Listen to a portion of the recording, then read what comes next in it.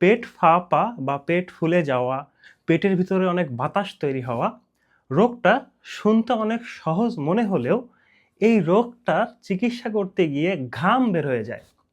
কারণ এই পেট ফাঁপা বা ফুলার জন্য ১টা ২টা ফ্যাক্টর দায়ী না। অনেকগুলো ফ্যাক্টর দায়ী থাকে, অনেকগুলো রোগ থাকে, ব্যাকটেরিয়া ইনভলভ থাকে। তো সবকিছুকে স্পেসিফিকভাবে আইডেন্টিফাই করে চিকিৎসা করতে পারলে তখনই আপনার পেটে বাতাস হওয়া, ভুটভাট করা বা ফুলে যাওয়া এই প্রবলেমটা ঠিক হবে। নচেত এটা ঠিক করা সম্ভব না। তো পেট ফুলে যাওয়ার পিছনে মেইন কারণ হলো যে আমরা যে খাবার খাচ্ছি সেই খাবারটা যদি আমরা হজম করতে না পারি বা হজম হইলেও সেই খাবারটা যদি আমরা শোষণ না করি।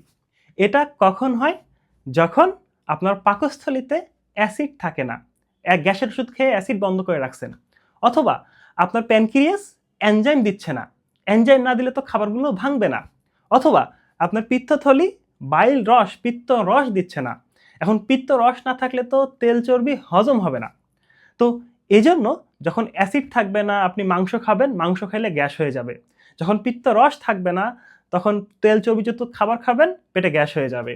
আর যখন প্যানক্রিয়াসের সমস্যা হবে, তখন যেকোনো খাবারেই গ্যাস তৈরি হয়ে যাবে।